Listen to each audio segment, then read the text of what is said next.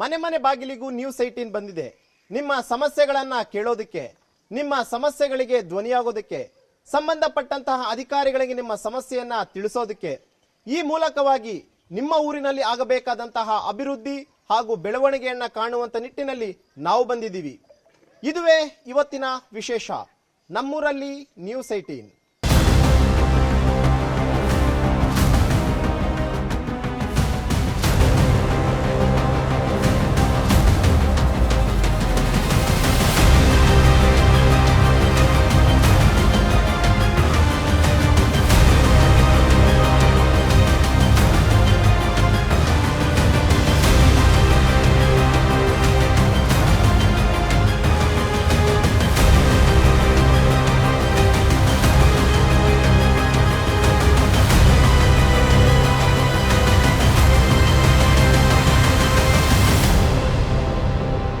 ಇವತ್ತು ನಾನು ಚಿತ್ರದುರ್ಗ ಜಿಲ್ಲೆಯ ಕಳ್ಳೇನಹಳ್ಳಿ ಅನ್ನುವಂತ ಒಂದು ಗ್ರಾಮಕ್ಕೆ ಬಂದಿದ್ದೀನಿ. ಸುಮಾರು 15 ವರ್ಷಗಳಿಂದಲೂ ಕೂಡ ಅಷ್ಟೇ ಯಾವುದೇ ಮೂಲಭೂತ ಸೌಕರ್ಯಗಳಿಲ್ಲದೆ ಈ ಒಂದು ಗ್ರಾಮದ ಜನ ಪರದಾಡ್ತಿದ್ದಾರೆ. ಸಾಕಷ್ಟು ಬಾರಿ ಸಂಬಂಧಪಟ್ಟಂತಹ ಶಾಸಕರ ಗಮನಕ್ಕೆ ತಂದಿದ್ದಾರೆ, ಸಂಬಂಧಪಟ್ಟಂತಹ ಅಧಿಕಾರಿಗಳ ಗಮನಕ್ಕೆ ತಂದಿದ್ದಾರೆ. ಆದರೆ ಯಾರೂ ಕೂಡ ಈ ಒಂದು ಕಳ್ಳೇನಹಳ್ಳಿಯ ಒಂದು ಸಮಸ್ಯೆಯನ್ನ ಬಗೆಹರಿಸೋದಕ್ಕೆ ಮಾತ್ರ ಮುಂದಾಗ್ತಾ ಇಲ್ಲ.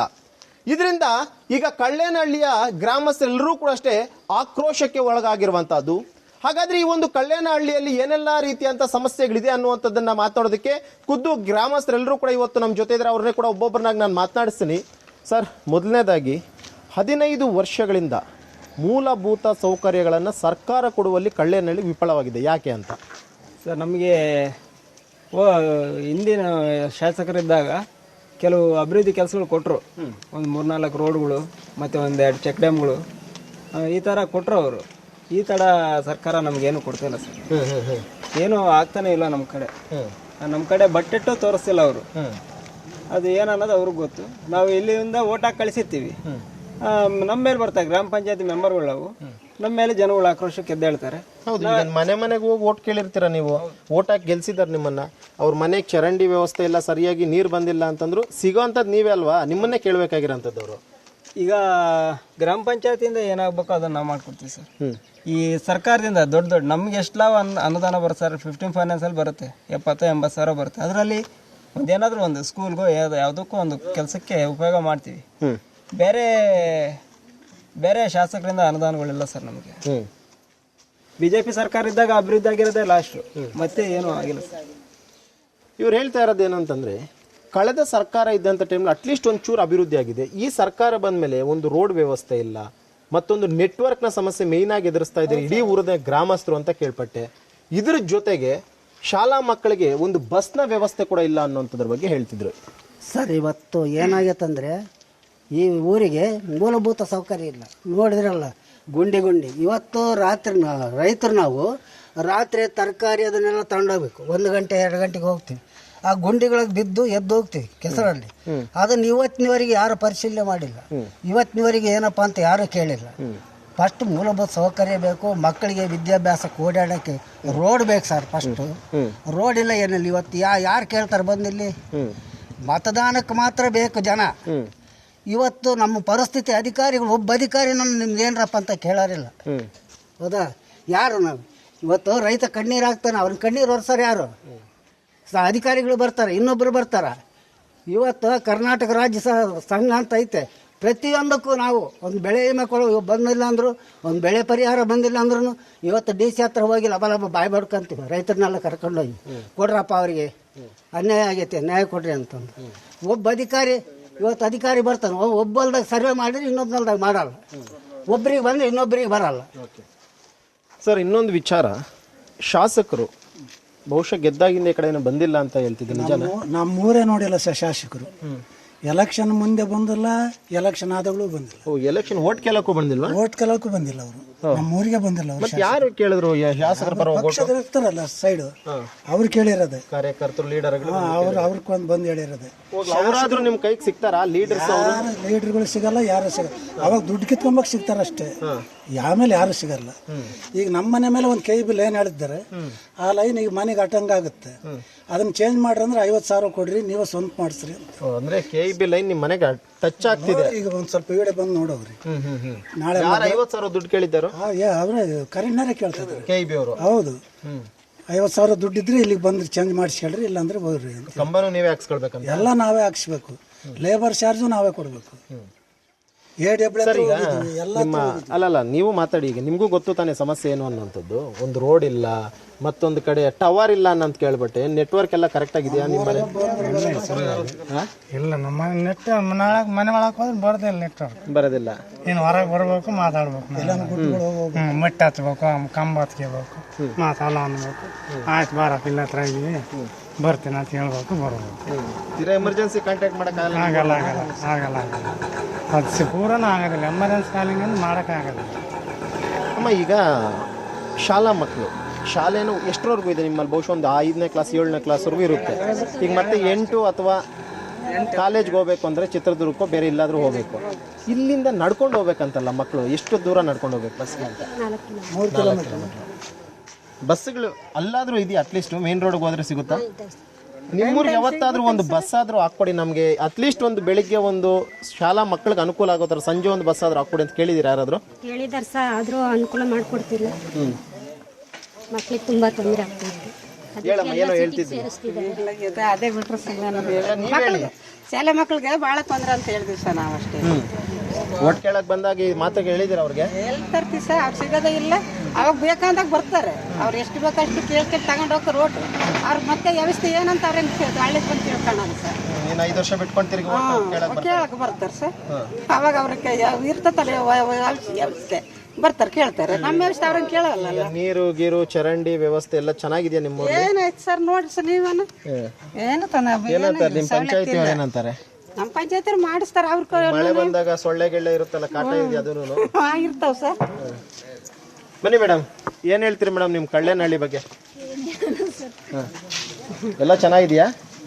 ಏನು ಚೆನ್ನಾಗಿಲ್ಲ, ಚರಂಡಿ ಇಲ್ಲ, ಫಿಲ್ಟರ್ ನೀರು ಇರಲಿಲ್ಲ. ಇಷ್ಟು ದಿನ ಅಷ್ಟೇ ಮಾಡಿದ್ದಾರೆ, ಇನ್ನೂ ಓಪನ್ ಆಗಿದೆ. ಮೇಡಮ್ ಏನ್ ಹೇಳ್ತೀರಿ ಮೇಡಮ್? ಸರ್ ಏನ್ ಹೇಳ್ತೀರಾ ಸರ್, ನೀರಿಲ್ಲ, ಏನು ಇಲ್ಲ, ಸರಿಯಾಗಿ ಕರೆಂಟ್ ಇಲ್ಲ. ಕರೆಂಟು ಸರಿಯಾಗಿ ಕೊಡ್ತಾ ಇಲ್ಲ, ನೀರುನು ಸರಿಯಾಗಿ ಬಿಡ್ತಾ ಇಲ್ಲ. ಕುಡಿಯೋ ನೀರು ಆದ್ರೂ ಬರುತ್ತೆ ಅಟ್ಲೀಸ್ಟ್? ಅದು ಯಾವಾಗಾದ್ರೂ ಒಂದ್ಸಲ. ಎಷ್ಟು ದಿನಕ್ಕೆ ಒಂದ್ಸಲಿ ಬರುತ್ತೆ ಸರ್? ದಿವಸ ಬಿಡ್ತಾರೆ, ಕರೆಂಟ್ ಇಲ್ಲ, ಕರೆಂಟ್ ಇರಲ್ಲ. ಕರೆಂಟ್ ಇದೆ ತುಂಬಾ ಸಮಸ್ಯೆ. ಎಷ್ಟು ದಿನಕ್ಕೆ ಎಷ್ಟು ಅವರ್ ಕರೆಂಟ್ ಇರುತ್ತೆ ಇಲ್ಲಿ? ಸರ್ 3 ಅವರ್ ಇರುತ್ತೆ ಅಷ್ಟೇ ಸರ್. ಬರೀ 3 ಅವರ್ ಒಂದು ದಿನದಲ್ಲಿ? ರಾತ್ರಿ ಹೊತ್ತು ತೆಗೆದು ಬಿಡ್ತಾರೆ? ರಾತ್ರಿ ಹೊತ್ತು ತೆಗೆದು ಬಿಡ್ತಾರೆ ಸರ್, ಕರೆಂಟೇ ಕೊಡಲ್ಲ, ಜಾಸ್ತಿ ಕೊಡಲ್ಲ ಕರೆಂಟ್. ಸರ್ ಅವ್ರು ಹೇಳ್ತಾ ಇದ್ರು ಸರ್, ದಿನದಲ್ಲಿ ಬರೀ 3 ಗಂಟೆನಂತೆ ಕರೆಂಟ್ ಇಲ್ಲಿ. ರಾತ್ರಿ ಹೊತ್ತು ಕೂಡ ಯಾವಾಗ ತೆಗಿತಾರೆ, ಯಾವಾಗ ಕರೆಂಟ್? ನಿರಂತರ ಜ್ಯೋತಿ 24 ಗಂಟೆ ಕರೆಂಟ್ ಇರುತ್ತೆ. ಇದು ಜಮೀನು ಕೊಡೋಂತ ಕರೆಂಟ್ ಏನಿದ್ರು ರಾತ್ರಿ 3 ಗಂಟೆ, ಹಗಲತ್ತು 2 ಗಂಟೆ 5 ಗಂಟೆ ಕೊಡ್ತಾರೆ. ನೀರು ಏನೇನೋ ಪ್ರಾಬ್ಲಮ್ ಆದ್ರೂ ಪಂಚಾಯತಿ ಕಡೆಯಿಂದ ಏನು ತೊಂದರೆ ಇಲ್ಲ ಜನಗಳಿಗೆ ನೀರಿಂದು. ಈಗ ಬಂದಿರೋ ವ್ಯವಸ್ಥೆ ಏನಂದ್ರೆ ಬಸ್ಸಿಂದೆ ಶಾಲಾ ಮಕ್ಕಳು ಬೆಳಿಗ್ಗೆ ಹೋಗೋದು, ಅದೊಂದು. ಮತ್ತೆ ಬಿಟ್ಟರೆ ಟವರ್ ಇಂದು ಯಾರಿಗಾನ ಕಾಂಟ್ಯಾಕ್ಟ್ ಮಾಡ್ಬೇಕಲ್ಲ, ಏನೇನು ಆಗಿದ್ರೆ ಅಂದ್ರೆ ಟವರ್ ಸಿಗಲ್ಲ, ಅದ್ರದ್ದೇ ಸಮಸ್ಯೆ ಆಗಿರೋದಿಲ್ಲ. ಈಗ ಅದಕ್ಕೆ ಯಾವ ಅಧಿಕಾರಿ ಆದ್ರೂ ಬಂದು ಅದನ್ನ ಯಾರನ್ನ ವಿಚಾರಿಸಲ್ಲ. ಅರ್ಥ ಆಯ್ತು. ಈಗ ಕಲ್ಲೇನಹಳ್ಳಿಯಲ್ಲಿ ಆಲ್ಮೋಸ್ಟ್ ಮೂಲಭೂತ ಸೌಕರ್ಯಗಳೇ ಇಲ್ಲ. ಒಂದು ರಸ್ತೆ ಇಲ್ಲ, ನೀರಿಲ್ಲ, ಕರೆಂಟ್ ಇಲ್ಲ. ಎಲ್ಲ ಏನಕ್ಕೆ ಹಿಂಗೆ ಆಗ್ತಿದೆ ಅಂತ? ಇಲ್ಲ, ಮೂಲಭೂತ ಸೌಕರ್ಯ ಮುಂಚೆ ಎಲ್ಲ ಇದು ಬಿಜೆಪಿ ಸರ್ಕಾರ ಇದ್ದಾಗ ಅವ್ರು ತಿಪ್ಪರೆಡ್ಡಿ ಸಾಹೇಬ್ರು ಏನ್ ಬೇಕಾದೆಲ್ಲ CC ರೋಡ್ ಅವೆಲ್ಲ ಹಾಕೊಟ್ಟಿದ್ದಾರೆ. ಈ ರೋಡಲ್ಲಿ ಇವಾಗ ನಮ್ಮ ಯಜಮಾನ್ರು ಹೇಳಿದ್ರಲ್ಲ, ಓಡಾಡೋದೇ ಕಷ್ಟ ಆಗುತ್ತೆ ಅಲ್ಲ. ನೀರು ಈಗ ಮಳೆ ಬಂದ್ಬಿಟ್ರೆ ಎಲ್ಲಿ ಗುಂಡೆ ಐತೋ ಎಲ್ಲಿ ದಿಬ್ಬ ಐತೋ ಗೊತ್ತಾಗಲ್ಲ. ನೀರು ನಿಂತ್ಕೊಂಡ್ಬಿಟ್ರೆ ಮಸ್ತ್ ಜನ ಬಿದ್ದಿದ್ದಾರೆ, ಕೈ ಕಾಲನ್ನು ಮುರ್ಕೊಂಡಿದ್ದಾರೆ. ಮೊನ್ನೆ ರೀಸೆಂಟ್ ಆಗಿ ಬಿದ್ದು ಹುಡುಗ ಕಾಲು ಮುರ್ಕೊಂಡಿದ್ದಾನೆ. ಹಿಂಗಾಗಿದ್ದಾವೆ. ಇಂಥವ್ನ ಯಾರು ಸ್ಪಂದಿಸಿ, ಯಾವ ಅಧಿಕಾರಿ, ಯಾವ ಶಾಸಕರು, JDP TP ಮೆಂಬರ್ಗಳು ಯಾರು ಬರೋದಿಲ್ಲ. ಗ್ರಾಮ ಪಂಚಾಯತಿ ಮೆಂಬರ್ ಪಂಚಾಯತಿಗೆ ಹೋಗ್ತಾರೆ, ಪಂಚಾಯತಿ ಅನ್ನದಾನ ತಂದು ಅವ್ರಿಗೆ ಏನು ಬೇಕು ಇದು ನೀರಿನ ವ್ಯವಸ್ಥೆ ಅಂತ ತೊಂದರೆ ಮಾಡಿದಂಗೆ ಅವ್ರು ನೋಡ್ಕೊಂತಾರೆ. ನೀರು ಸಿಗದಿದ್ದಂದ್ರು ಟ್ಯಾಂಕರ್ನ ತರಿಸ್ತಾರೆ. ಏನು ಹೇಳ್ತೀರಿ ಸರ್ ನಿಮ್ಮ ಶಾಸಕರ ಬಗ್ಗೆ? ನಮ್ಮ ಶಾಸಕರ ಬಗ್ಗೆ ಏನು ಹೇಳೋದು ಸರ್, ಇದ್ಯಾವ್ದು ಮನೆಯಲ್ಲಿ ಅಂತ ಮಾಡಿದ್ರು ಸರ್. ಆ ಚರಂಡಿಗಳು ನೋಡಬಾರ್ದು ಸರ್, ಮನೆಯಲ್ಲಿ ಮಾಡಿದ್ರು. ಬಟ್ ಅದು ಸ್ವಚ್ಛತೆ ಇಲ್ಲ ಸರ್, ಸುಮ್ಮನೆ ಗಲೀಜ್ ನೀರು. ಇಲ್ಲಿ ಕೊಳಚೆ ನೀರು ಬರ್ತಾ ಇರ್ತವೆ, ಒಳ ಚರಂಡಿ ಕ್ಲೀನ್ ಇಲ್ಲ, ಮತ್ತೊಂದಿಲ್ಲ. ಈ ಅನುದಾನ ಎಷ್ಟು ಬರುತ್ತೆ ಸರ್ ಪಂಚಾಯತ್ ಆಫೀಸ್ಗೆ? ಅಂದ್ರೆ 60,000 ರಿಂದ 70,000 ಬರ್ಬೋದು. ಏನು ನಿಭಾಯಿಸ್ಬೋದು ಸರ್ ಅವರು? ಏನು ನಿಭಾಯಿಸಕ್ಕಾಗಲ್ಲ. MLA ಕೋಟು, ಯಾವ್ದು MT ಕೋಟು ಯಾವ ಬಂದ್ರೆ ಅವ್ರು ನಿಭಾಯಿಸ್ಬೋದು ಸರ್. ಅಷ್ಟು ಬಿಟ್ಟು ಏನು ಮಾಹಿತಿ ಇಲ್ಲ ಸರ್. ಈಗ ಊರಿನ ಜನ ಏನೇ ಪ್ರಾಬ್ಲಮ್ ಆದ್ರೂ ನಿಮ್ಮನ್ನ ಕೇಳ್ತಾರೆ, ಪಂಚಾಯತಿ ಅವ್ರನ್ನ ಕೇಳ್ತಾರ ಅಥವಾ ಅಧಿಕಾರಿಗಳನ್ನ ಕೇಳ್ತಾರೆ? ಪಂಚಾಯತಿಯವ್ರನ್ನ ಸರ್ ಕೇಳೋದು ನಾವು, ನಿಜ ಮೆಂಬರ್ನ ಕೇಳೋದು. ಏನಪ್ಪ ಈ ಗ್ರಾಮ ಹಿಂಗೈತೆ, ಒಳ ಚರಂಡಿ ಸ್ವಚ್ಛ ಇಲ್ಲ, ಮನೆಯಲ್ಲಿ ಮಾಡಿಸಿದ್ರಿ ಹಿಂಗಾಯ್ತು ಪರಿಸ್ಥಿತಿ, ಯಾರು ನಿಭಾಯಿಸಲ್ಲ ಅಂತ ಹೇಳೋದು ಸತ್ಯ ಸರ್. ಇನ್ನೊಂದು ವಿಚಾರ, ಈ ಕುಡಿಯೋ ನೀರಿಗೆ ಅಂತೇಳಿ ಒಂದು ಫಿಲ್ಟರ್ನು ಕಟ್ತಿದಾರಂತಲ್ಲ, ನಿಮ್ಮ ಜನ ಹೇಳೋಂಥದ್ದು ಅದ್ರ ಬದಲು ನಮ್ಗೊಂದು ಟವರ್ ಹಾಕೊಟ್ರೆ ಅಟ್ಲೀಸ್ಟ್ ನಾವು ಎಮರ್ಜೆನ್ಸಿಗೆ ಯಾರಿಗಾದ್ರೂ ಕಾಂಟ್ಯಾಕ್ಟ್ಗಾದ್ರೂ ಸಿಗ್ತೀವಲ್ಲ ಅಂತ ಕೇಳ್ತಿದ್ರು. ಹ್ಞೂ ಸರ್, ಮೇನ್ ಪ್ರಾಬ್ಲಮ್ ನಮ್ಮ ಟವರ್. ಫಾರ್ ಎಕ್ಸಾಂಪಲ್ ಒಬ್ರು ಯಾರನ್ನ ನಮ್ಮೂರಲ್ಲಿ ಇನ್ಸಿಡೆಂಟ್ ಆಗಿ ಡೆತ್ ಆಗಿದ್ದಾರೆ ಅಂದ್ರೂ ಕೂಡ ಅವ್ರಿಗೆ ಹೇಳಕ್ಕೂ ಒಂದು ಇದಿಲ್ಲ ಸರ್. ಅದು ಅಲ್ಲಿಂದಾನೇ ಬಂದು ಅವ್ರಿಗೆ ಇನ್ಫಾರ್ಮ್ ಮಾಡೋ ಪರಿಸ್ಥಿತಿ ನಮ್ಮ ಹತ್ರ ಇದೆ ಸರ್. ಸುಮಾರು ವರ್ಷ ನಾವು ಹುಡ್ದಾಗ್ಲಿಂದ ಟವರ್ ನೋಡಿಲ್ಲ ಸರ್ ಇಲ್ಲಿ. ಅಲ್ಲ ಈಗ ಯಾವುದು ಆನ್ಲೈನ್ ನಾವು ಬಂದಾಗ ಯಾವ್ದಿಲ್ಲ ಸರ್. ಯಾವ sim card network already use ಮಾಡ್ತಿರೋ 2 ಮೊಬೈಲ್ಸ್ ಯೂಸ್ ಮಾಡ್ತಿದ್ದೀನಿ. ಒಂದು ಜಿಯೋ, ಒಂದು ಏರ್ಟೆಲ್. ನೀವೇ ಚೆಕ್ ಮಾಡಿ, ಎರಡರಲ್ಲೂ ಒಂದು ಟವರ್ ಇಲ್ಲ, ಬೇಕಾದ್ರೆ ನೋಡಿ. ಹೌದೌದು, ನೋಡಿದ್ವಿ ಬಿಡಿ. ಆಕ್ಚುಲಿ ನಾವಿಲ್ಲಿ ಬಂದಾಗ ತೋರಿಸ್ತೀನಿ, ಒಂದ್ರಲ್ಲೂ ಟವರ್ ಇಲ್ಲ. ಆಲ್ಟರ್ನೇಟ್ 2 ಫೋನ್ ಯೂಸ್ ಮಾಡ್ತಿದ್ದೀನಿ, ಒಂದ್ರಲ್ಲೂ ಟವರ್ ಇಲ್ಲ. ಸರ್ಟನ್ ಏರಿಯಾಗೆ ಹೋಗಿ ಅಲ್ಲಿ ಕುತ್ಕೊಂಡ್ರೆ ಮಾತ್ರ ಟವರ್ ಸಿಗುತ್ತೆ. ನೀವು ಹೇಳ್ದಂಗೆ ಈಗ ಒಂದು ಮೆಡಿಕಲ್ ಎಮರ್ಜೆನ್ಸಿ ಅಂತ ಆಗುತ್ತೆ, ಈಗ ಯಾರಿಗೂ ಹಾರ್ಟ್ ಅಟ್ಯಾಕ್ ಆಗುತ್ತೆ, ಇನ್ನೇನೋ ಇಲ್ಲ ಗರ್ಭಿಣಿ ಹೆಂಗಸ್ಗೆ ನೋವು ಕಾಣಿಸ್ಕೊಳ್ಬಹುದು. ಅಂತ ಟೈಮಲ್ಲಿ ಆಂಬುಲೆನ್ಸ್ ನ ತೀರಾ ಎಮರ್ಜೆನ್ಸಿ ಇರುತ್ತೆ. ಅಟ್ಲೀಸ್ಟ್ ಆಂಬುಲೆನ್ಸ್ ಬಂದ್ರದಲ್ಲಿ ಒಬ್ಬ ನರ್ಸ್ ಇದ್ರೆ ಪ್ರೈಮರಿ ಟ್ರೀಟ್ಮೆಂಟ್ ಆದ್ರೂ ಆಂಬುಲೆನ್ಸ್ ಅಲ್ಲೇ ಕೊಡ್ಬೋದಲ್ಲ. ನೀವು ಮತ್ತೆ ಇಲ್ಲಿಂದ ಚಿತ್ರದುರ್ಗಕ್ಕೋ ಅಥವಾ ಅಲ್ಲಿಂದ ವೆಹಿಕಲ್ ಬರೋಕ್ಕೆ ಮಿನಿಮಮ್ 1 hour ಟೈಮ್ ಬೈಕ್ಗಳು ಆಟೋಗಳಿಗೆ ಹಾಕೊಂಡು ಹೋಗಬೇಕು. ರೋಡ್ ವ್ಯವಸ್ಥೆ ಸರ್ ಇಲ್ಲ. ಸುಮಾರು ಮೊನ್ನೆ ರೀಸೆಂಟ್ ಆಗಿ ಸರ್ ನಮ್ಮ ಎಸ್ಎಲ್ಸಿ ಎಕ್ಸಾಮ್ ಬರೋ ಟೈಮೇ ಸರ್ ಅವನು ಕ್ರಾಸ್ ಅಲ್ಲಿ ಇದು ಕಟಿಂಗ್ ಅಲ್ಲಿ ರೋಡ್ ವಿಸ್ತರಣೆ ಇಲ್ಲ ಅಂತ ಹೇಳಿ ಗುಂಡಿಗಳು ಹಚ್ಬೇಕಾರೆ ಹೋಗಿ ಅವ್ನು ಬಿದ್ದು ಅವ್ನು ಕಾಲ್ ಎಕ್ಸಾಮ್ ಬರೀಬೇಕು ಸರ್, ಹುಡುಗ ಕಾಲ್ ಮುರ್ಕೊಂಡು ಇದಾಗುತ್ತೆ ಸರ್. ಎಷ್ಟನೇ ಕ್ಲಾಸ್ ಓದ್ತೀರ ನೀನು? 7th. ಎಲ್ಲಿ ಇಲ್ಲೇನಾ? ಇಲ್ಲ, ಎಷ್ಟು ದೂರ ಆಗುತ್ತೆ ಇಲ್ಲಿಂದ? ಬೇರೆ ಊರಾ? ನೀವು ಎಲ್ಲಿ? ದುರ್ಗ. ಏನು ನೀವು ಓದ್ತಿರೋದಾ? ಓಕೆ. ಪ್ರತಿದಿನ ಅಪ್ ಅಂಡ್ ಡೌನಾ? 3 ಕಿಲೋಮೀಟರ್ ಅಪ್ ಅಂಡ್ ಡೌನ್ ಮಾಡ್ಬೇಕು ಸರ್. ಇಲ್ಲಿಂದ ನಡ್ಕೊಂಡು ಹೋಗ್ಬೇಕು, ಅಲ್ಲಿಂದ ಬಸ್. ಸಾಯಂಕಾಲ 6-7 ಗಂಟೆ ಆಗುತ್ತೆ. ಅಲ್ಲಿಂದ 6-7 ಗಂಟೆಯಿಂದ ನಡ್ಕೊಂಡ್ ಬರ್ಬೇಕು. ಇಲ್ಲಿ ಚಿರತೆ ಕಾಟ ಬೇರೆ ಇಲ್ಲಿ ರೋಡಲ್ಲಿ ಚಿರತೆ ಕಾಟ. ಸಂಜೆ 5 ಗಂಟೆ ಆಗುತ್ತೆ ಕಾಲೇಜ್ ಬಿಡೋದು. ಈ ಕಡೆ ಬರ್ತಾ 8 ಗಂಟೆ ಆಗುತ್ತೆ ಸೀದಾ ಊರೊಳಗೆ ಬರೋಕ್ಕೆ. ಗಾಡಿನೂ ಸಿಗಲ್ಲ ಅವಾಗ. ಎಲ್ಲ ನಡ್ಕೊಂಡು 10 ಗಂಟೆ ಆಗುತ್ತೆ ಸೀದಾ ಊರೊಳಗೆ ಬರೋಕ್ಕೆ. ಕೇಳಿದಿರ ಯಾರಿಗಾದ್ರೂ ಒಂದು 3 ಕಿಲೋಮೀಟರ್ ನಡ್ಕೊಂಡು ಹೋಗ್ಬೇಕು, ಚಿರತೆಗಳ ಕಾಟ, ರೋಡ್ ಸರಿ ಇಲ್ಲ, ಬಸ್ ಇಲ್ಲ, ಏನು ಇಲ್ಲ ಅಂತ ಕೇಳಿದಿರ ಯಾರಾದ್ರೂ? ಇಲ್ಲ ಸರ್, ಕೇಳಿಲ್ಲ. ಏನ್ ಹೇಳ್ತೀರಿ ಸರ್? ಸ್ಟೂಡೆಂಟ್ಸ್ ಪಾಪ ತಮ್ಮ ಸಮಸ್ಯೆಗಳು ಹೇಳ್ತಾರೆ ಸರ್. ಈಗ ನಾನೊಂದು ಹೇಳ್ತೀನಿ. ಏನು ಈಗ ಕಲ್ಲೇನಹಳ್ಳಿ ಅಂದ್ರೆ ಎಷ್ಟೋ ಜನಕ್ಕೆ ನಮ್ ದುರ್ಗದಲ್ಲಿ ಗೊತ್ತೇ ಇಲ್ಲ.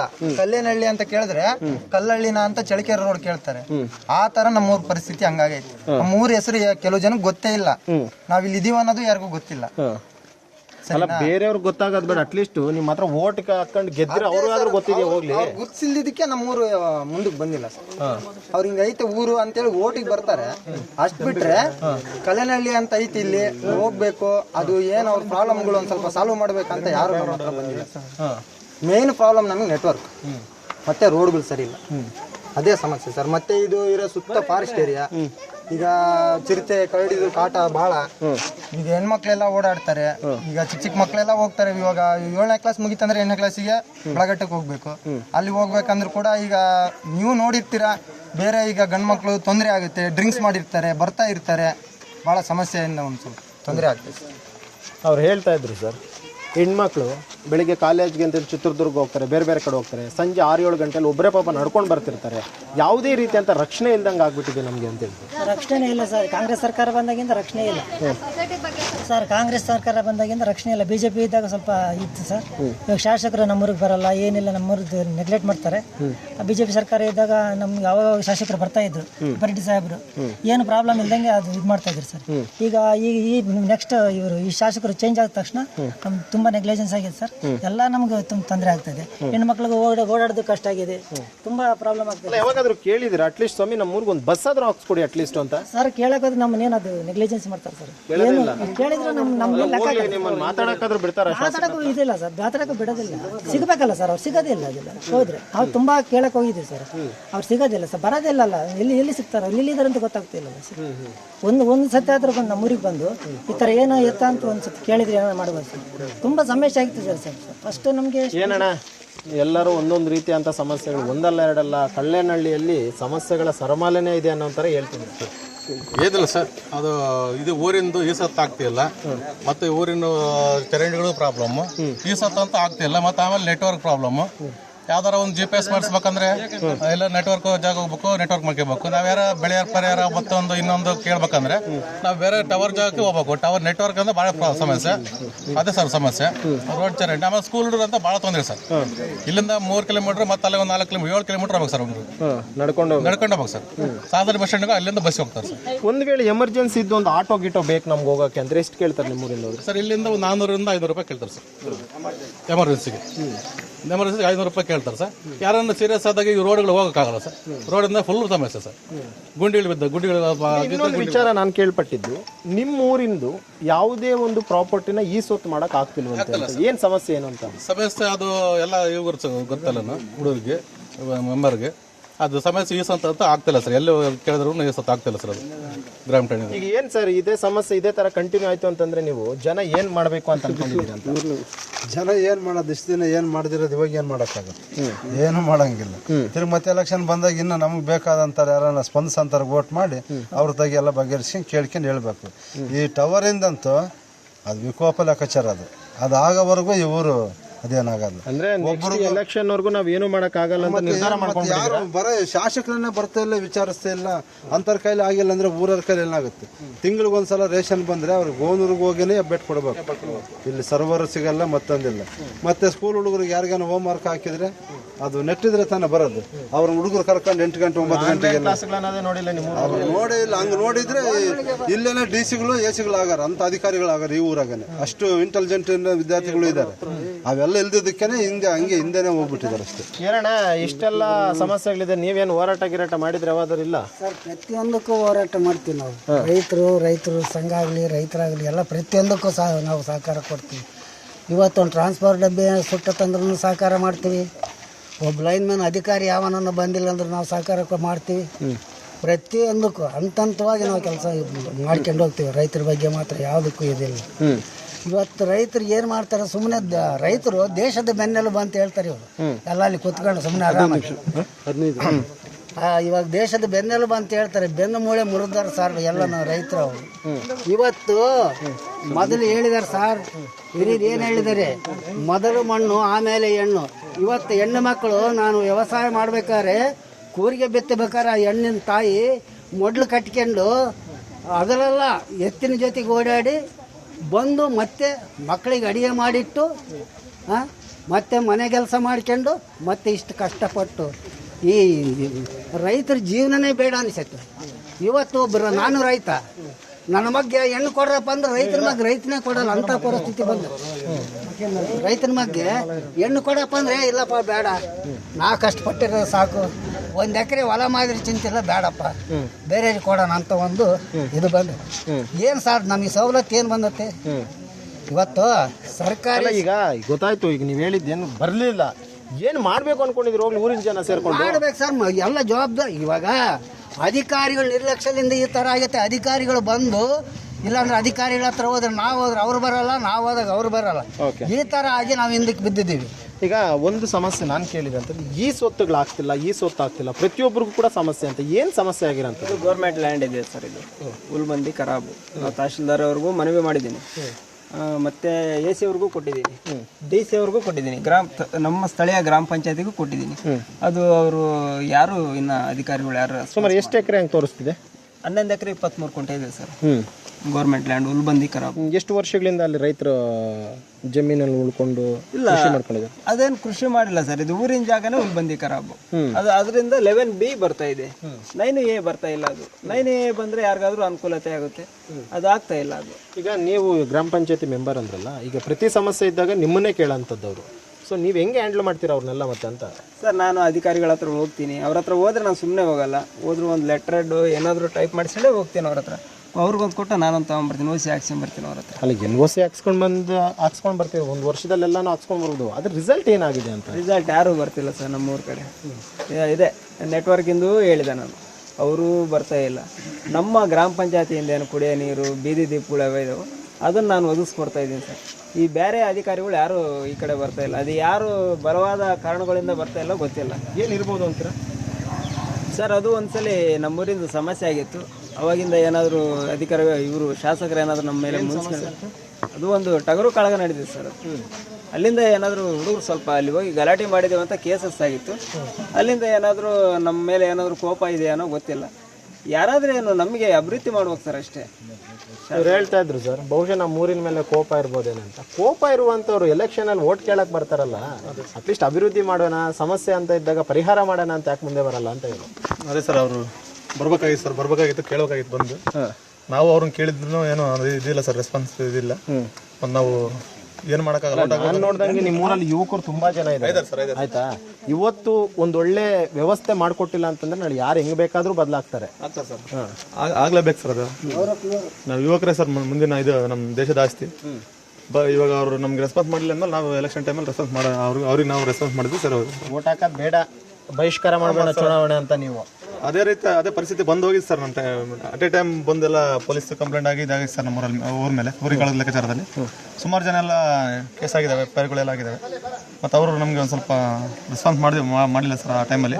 ಅಣ್ಣ ಬಾಣ ಇಲ್ಲಿ ಮುಂದೆ. ಈಗ ನಿಮ್ಮೂರವರು ಏನು ಕೇಳ್ತಿಲ್ಲ, ನನಗೇನು ಆಸ್ತಿ ಕೊಡಿ, ದುಡ್ಡು ಕೊಡಿ ಅಂತ ಕೇಳ್ತಿಲ್ಲ. ಒಂದು ರೋಡ್ ಕೊಡಿ, ಒಂದು ಚರಂಡಿ ವ್ಯವಸ್ಥೆ ಮಾಡಿಕೊಡಿ, ಒಂದು ಬಸ್ ವ್ಯವಸ್ಥೆ ಮಾಡಿಕೊಡಿ, ಒಂದು ಟವರ್ ಮಾಡಿಕೊಡಿ ಅಂತ ಕೇಳ್ತಿದ್ರು. ಇದನ್ನು ಯಾಕೆ ಮಾಡ್ಕೊಡಲ್ಲ ಗೌರ್ಮೆಂಟ್ ಅಂತ? ಏನೇನೋ ಮಾಡ್ಕೊಟ್ಟಿಲ್ಲ ನೋಡಿ ಸರ್. ಅದು ಯಾಕೆ? ಅದು ಅವ್ರಿಗೆ ಗೊತ್ತು. ನಾವು ಹೋಗಿ ಕೇಳಿದ್ರು ಅವ್ರೇನು ಇತ್ಲಾಗ ಏನು ತಿರ್ಗಿ ನೋಡಿಲ್ಲ. ಅಷ್ಟೇ ಓಟ್ ಆಕ್ಷನ್ ಹೋಗ್ತಾರೆ, ತಿರುಗಿ ಮತ್ತೆ ಈ ಕಡೆ ವಾಪಸ್ ತಿರುಗಿ ನೋಡೇ ಇಲ್ಲ ಅವ್ರ ಅಧ್ಯಕ್ಷರು. ಮತ್ತೆ ಅವ್ರು ಬಂದು ನೋಡ್ಬೇಕು, ಮತ್ತೆ ನಮ್ಮ ಊರ ಸಮಸ್ಯೆ ಬಗೆಹರಿಸ್ಬೇಕು ಅವ್ರನ್ನ. ಆಯ್ತು, ಈಗ ನ್ಯೂಸ್ 18 ಮೂಲಕ ಈಗ ನೀವು ಏನ್ ಹೇಳ್ತೀರಾ ನಿಮ್ಮ ಶಾಸಕರಿಗೋ ಸರ್ಕಾರಕ್ಕೆ, ನಿಮ್ಮ ಜಿಲ್ಲಾಧಿಕಾರಿಗಳಿಗೆ ಏನ್ ಹೇಳ್ತೀರಾ ನಮ್ಮ ಮುಖಾಂತರ ಹೇಳಿ? ಈಗ ನೋಡೋಣ. ಏನು ಸರ್, ನಮ್ಮ ಸಮಸ್ಯೆ ಹಿಂಗೈತೆ, ನಮ್ಮ ಬಗೆಹರಿಸ್ಬೇಕು ಅಷ್ಟೇ. ಒಂದು ಟವರ್ ಇಲ್ಲ, ಒಂದು ಟವರ್ ಬೇಕು. ರೋಡ್ ನೋಡಿ ಸರ್, ಎಲ್ಲ ಗುಂಡಿ ಇದಾವೆ. ಆ ರೋಡಾಗ ಹೆಂಗೆ ಆಡಾಡ್ಬೇಕು ನೀವೇ ಹೇಳಿ ಸರ್. ಯಜಮಾನ್ರೆ ಏನ್ ಹೇಳ್ತೀರಿ? ಅಲ್ಲ ಈಗ ಮಾತಾಡಿದ್ರೆ, ಈಗ ಫೈನಲ್ ಆಗಿ ಏನ್ ಮಾಡೋಣ ಅನ್ಕೊಂಡಿದ್ರೆ, ಇದೇ ರೀತಿ ಕಂಟಿನ್ಯೂ ಆಯ್ತು ಅಂತಂದ್ರೆ ಏನ್ ಮಾಡೋಣ ಅನ್ಕೊಂಡಿದ್ರೆ ಎಲ್ಲರೂ? ಏನು ಮಾಡೋಕ್ಕಾಗಲ್ಲ ಸರ್, ಕಂಟಿನ್ಯೂ ಆದ್ರೆ ಏನು ಮಾಡೋಕ್ಕಾಗಲ್ಲ. ಅವರೇ ಬಂದು ಸ್ಪಂದಿಸ್ಬೇಕು ಹೊರತು ನಾವೇನು ಮಾಡೋಕ್ಕಾಗಲ್ಲ. ಅಂತ ಸ್ಥಿತಿ ಆಗಿದೆ. ಚಿತ್ರದುರ್ಗದ ಕಲ್ಲೇನಹಳ್ಳಿಯ ಗ್ರಾಮದ ಜನರ ಒಂದು ನೋವಿನ ಮಾತುಗಳು. ಸಾಕಷ್ಟು ಸಮಸ್ಯೆಗಳಿದೆ, ಯಾವುದೇ ರೀತಿಯಂಥ ಮೂಲಭೂತ ಸೌಕರ್ಯಗಳಿಲ್ಲ. ಸಂಬಂಧಪಟ್ಟಂಥವ್ರಂತೂ ನಮ್ಮ ಗ್ರಾಮದ ಕಡೆ ಗಮನನೇ ಕೊಡ್ತಾ ಇಲ್ಲ. ಇನ್ನಾದರೂ ಕೂಡ ಅಷ್ಟೇ, ನಮ್ಗೆ ನೀವೇನೂ ಕೊಡಬೇಡಿ, ಮೂಲಭೂತ ಸೌಕರ್ಯಗಳನ್ನು ಮಾತ್ರ ಕೊಡಿ. ಇಲ್ಲ ಅಂತಂತಂದರೆ ನೆಕ್ಸ್ಟ್ ಎಲೆಕ್ಷನ್ ಅಂತ ಬಂದಾಗ ದಯವಿಟ್ಟು ನಮ್ಮ ಊರಿನ ಕಡೆ ನೀವು ಯಾರೂ ಬರಬೇಡಿ ಅನ್ನುವಂಥ ಒಂದು ಮಾತನ್ನು ಹೇಳ್ತಿದ್ದಾರೆ. ಇದು ಈ ಊರಿನ ಸಮಸ್ಯೆ. ನಾಳೆ ಮತ್ತೊಂದು ಊರಿನ ಸಮಸ್ಯೆಯೊಂದಿಗೆ ನಿಮ್ಮ ಮುಂದೆ ಬರ್ತೀವಿ. ಅಲ್ಲಿವರೆಗೂ ನೋಡ್ತಾ ಇರಿ ನ್ಯೂಸ್ 18. ಜಾಲ ನಮ್ಮದು, ಬಲ ನಿಮ್ಮದು.